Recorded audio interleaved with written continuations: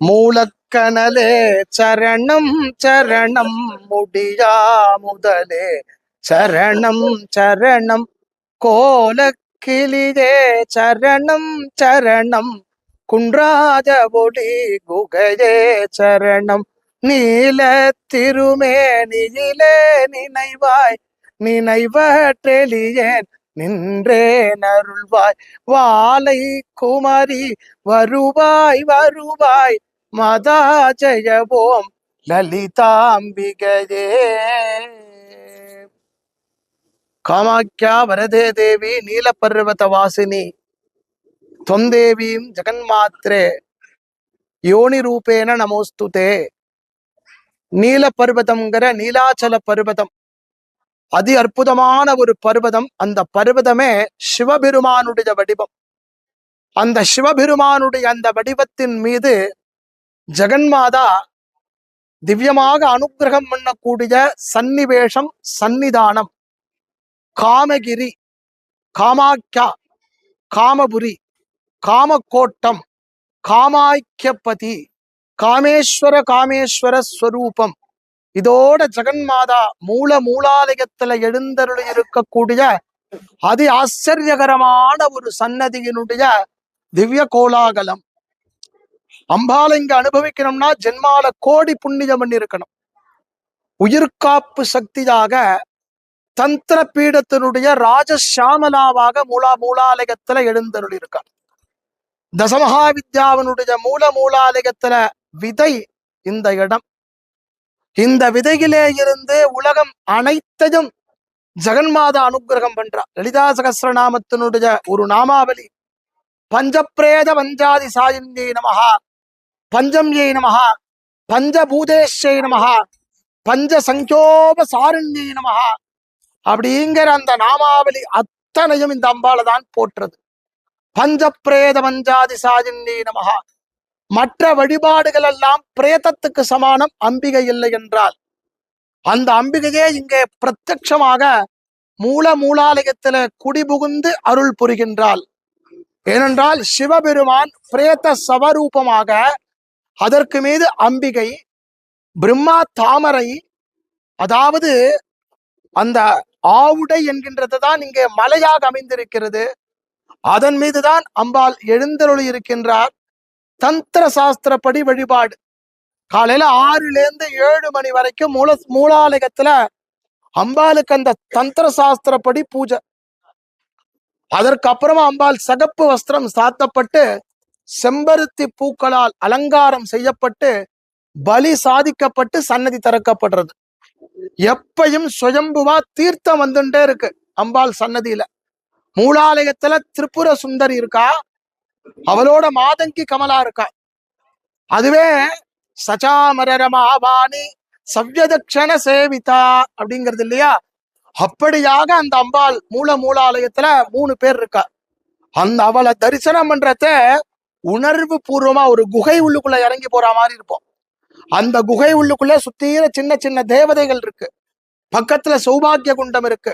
மற்ற சன்னதிகள்ல நமஸ்காரம், இந்த சன்னதியில ஸ்பர்சம், தொடுவது, தொட்டு வணங்குவது காமாக்கியா. அப்படி தொட்டு வணங்கும் பொழுது ஏற்படக்கூடிய ஒரு ஆற்றல் வார்த்தையினால சொல்லிவிட முடியாது. அறிவார் பராசக்தி ஆனந்தம் என்பார். அப்பேற்பட்ட பிராக் ஜோதிஷபுரமாக இருக்கக்கூடிய காமாக்கியா, காமகிரி, காமகோட்டத்துல அம்பால ஆனந்த கோலாலயமா நாம இந்த கோலாகலமா இந்த மூலாலயத்துல தரிசனம் பண்ணிட்டு இருக்கோம். இந்த கோபுர தரிசனம் சௌபாகியமாக்கி தரப்படுறது. அம்பாளுடைய திவ்யானுகிரகம் கொடுக்கப்படுறது. ஜெய் ஆதி பரா சக்தி கி. ஹர நம பார்வதி பதஜே. என்னாடுடைய சிவனே போற்றி. ஜெயாதி பரா சக்தி மாதா கி. ஞானி நாம விபேதான்சி தேவி பகவதி கிசா பலாதாகிருஷ்ய மோகாய மகாமாயா பிரயஸ்ததே. நமோ தேவ்யை மகாதேவ்யை சிவாயை சததம் நமः. நம பிரகிருதி பத்ராஜி நியதாம் பிரணதாஸ்மதாம். காமாக்கியாங்கிற மகத்தான புண்ணிய யாத்திரை. ஜெகன்மாதாவான காமாக்கியா ஆதி பராசக்தி, அகிலாண்ட கோடி பிரம்மாண்ட நாயகி, 10 பெயர்கள்ல 10 ரூபங்கள்ல 10 மூலாலயமா தசமகாவித்யாவா அனுகிரகம் பண்ணக்கூடிய ரொம்ப வசதியான ஒரு இடம். இவ்வளவு பெரிய பிரம்மாண்டத்துல காமாக்கியாவுக்கு ஈடு இணை வேற எதுவும் கிடையாது. ஏன் காமாக்கியாவுக்கு ஈடு இணை வேற எதுவும் இல்லை அப்படின்னா, ஒரு மலை இருக்கு, அந்த மலைக்கு நீலாஞ்சல பர்வதம்னு பேர். அந்த நீலாஞ்சல பர்வதம் என்ன அப்படின்னா சிவபெருமான்.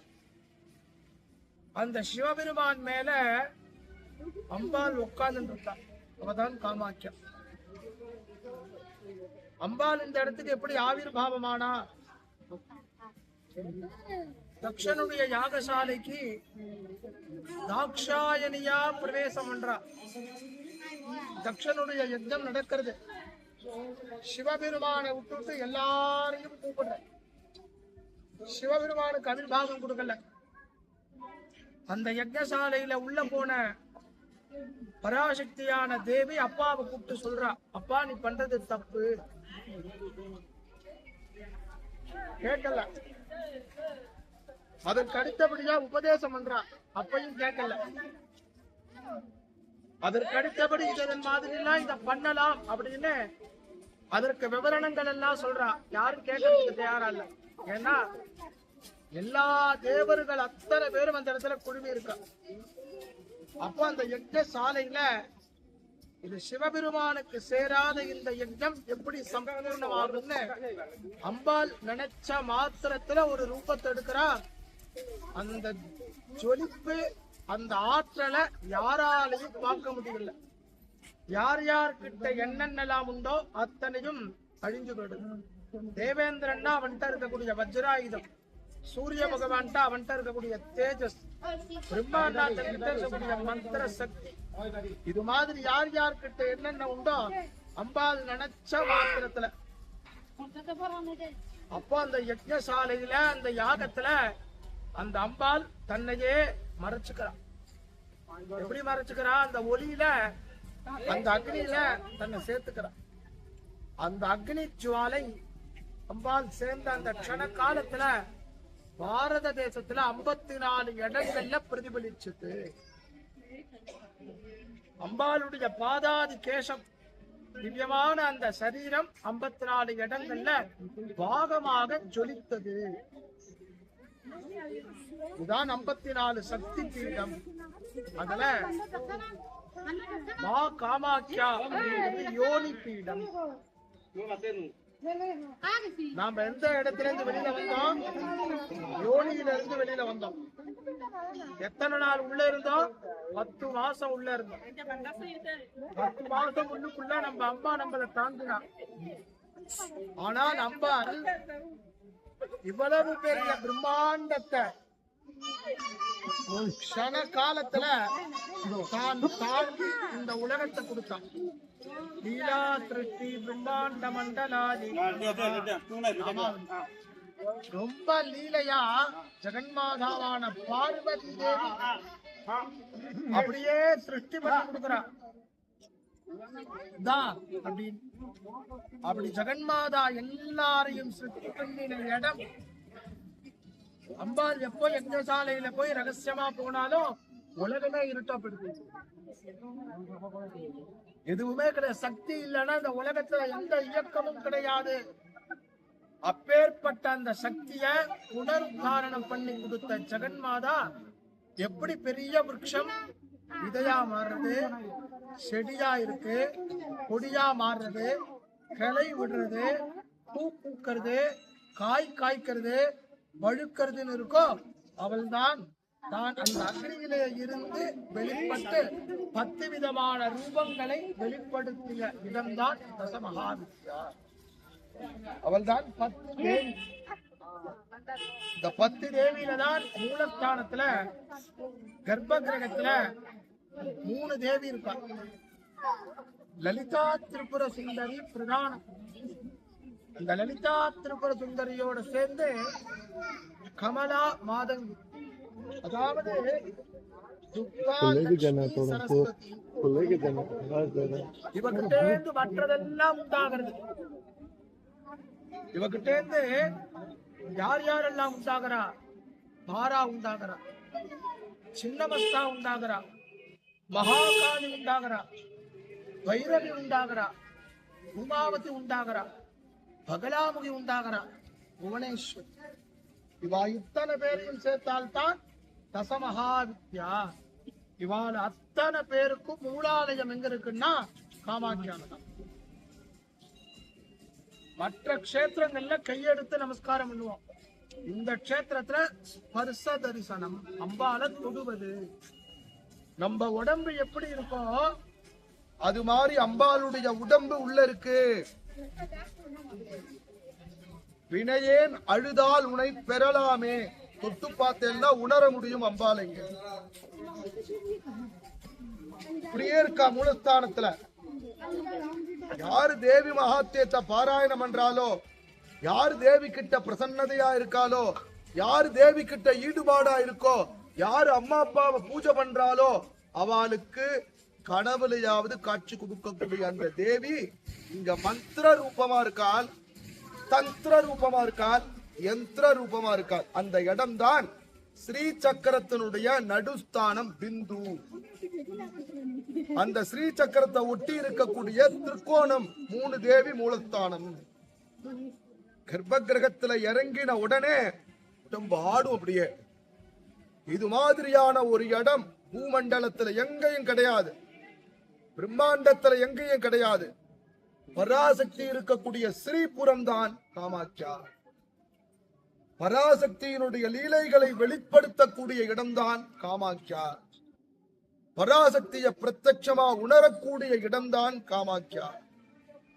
அறிவார் பராசக்தி ஆனந்தம் என்பார் திருமூலர் சொல்றார். அறிய முடியாத ஒரு ரகசியம் தான் அவள். கிட்டக்கே போக முடியாது, தேடி பார்த்தா கிடைக்க மாட்டா. எத்தனையோ தபஸ் பண்ணால் தான் கிடைப்பா. அவள் தான் மூலாலயம்.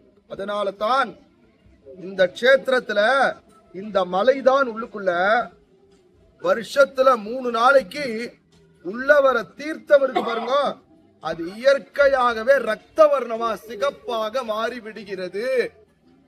அப்ப அவள் உயிர்ப்பு சக்தியோட காப்பு சக்தியோட உணரக்கூடிய ஆற்றலோட அவள் உள்ள இருக்கா. இந்த உடம்பு எப்படி இருக்கோ அது மாதிரி உணரலாம் அவளை. எத்தனை நாள்னா கல்ப கோடி காலமா இருக்காளாம். அம்பாள் தாட்சாயினியா அக்னி உள்ள போர்த்தே அவ எடுத்த வடிவம் 9 கோடி வடிவம், 1 2 கிடையாது, 9 கோடி வடிவம். அந்த 9 கோடி வடிவத்தை சுருக்கித்தான் நவசக்திகளா காட்சி கொடுக்கிறார். அவளதான் பிரதமம் சைலபுத்ரி, துதீயம் பிரம்மச்சாரிணி, திருத்தீயம் சந்திரகண்டேதி, கூஷ்மாண்டேதி, சதுர்த்தகம் பஞ்சமம் ஸ்கந்தமாதேதி, சஷ்டம் காத்யாயனி திசா, சப்தமம் காலராத்திரீதி, மகாகௌரீதி சாஷ்டமம், நவமம் சித்திதா புரோக்தா, நவதுர்கா பிரகீர்த்திதா. அவளே இங்க தசமகாவித்யா ரூபமாக எழுந்தருளி இருக்கின்றாள்.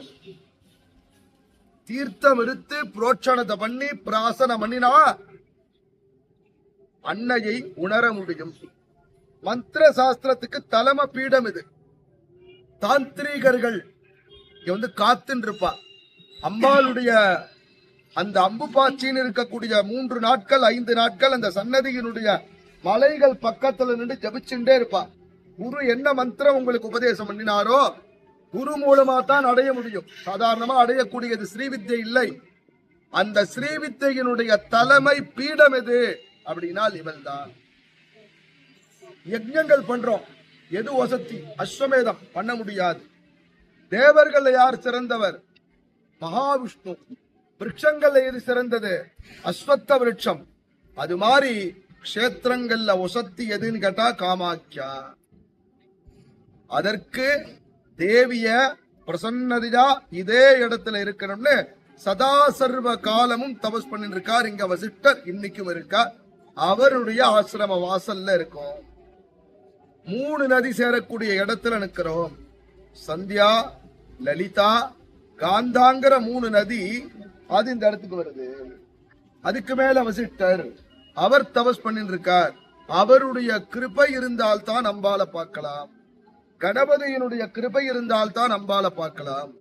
கணபதியும் வசிஷ்டரும் தபஸ் பண்ண இடத்துல சத்சங்கத்துல கூடியிருக்கக்கூடிய அருட்காட்சி அப்படி இருக்கக்கூடிய ஜெகன்மாத் இதுதான். பிராக்ஜோதிஷபுரம்ங்கிறது இதுதான். நரகாசுரன் இருந்த இடம் இதுதான். நரகாசுரனை வதம் பண்ணின இடம் இதுதான். இந்த இடத்துல தான் சூரிய பகவானை கொண்டாந்து அவன் ஊர்ல கட்டி வச்சுட்டான். ராத்திரியே கிடையாது.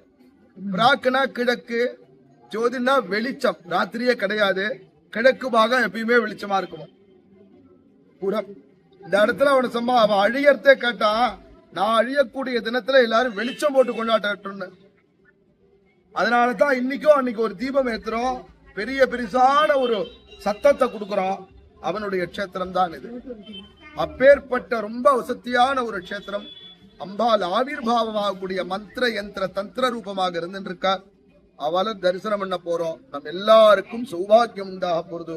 ஜெகன்மாதா அவனுடைய திவ்யானுகிரகம் கற்றும் தெளிதார் காடே கதிதாய் கண்மூடி நெடுங்கன வானதவும் பெற்றும் தெளிதார் பிழையன்னிலவும் பெருகும் பிழையேன் பேசத்தகுமோ பற்றும் வயிற படைவால் வயிற பகைவர்க்கு யவனாக எடுத்தவளே வற்றாத அருட் சுனதே வருவாய் மாதா ஜெயவோம் லலிதாம்பிகையேன்னு அம்பிகையை பிரார்த்தனை பண்ணிப்போம். ஆதிபராசக்தியான பராபரியாக இருக்கக்கூடிய ஜெகன்மாதா திரிபுர சுந்தரி நம் எல்லோருக்கும் சௌபாகியத்தை கொடுத்து நல்லா தரிசனம் கொடுக்கணும். யார் யாரெல்லாம் சிரவண பக்தி பண்றீங்களோ எல்லாருக்கும் சௌபாகியம் உண்டாகணும். நம்மால பிரார்த்தனை பண்ணிப்போம். ஜெய் ஆதி பராசக்திக்கு. இதுவரைக்கும் ஸ்தல புராணம்.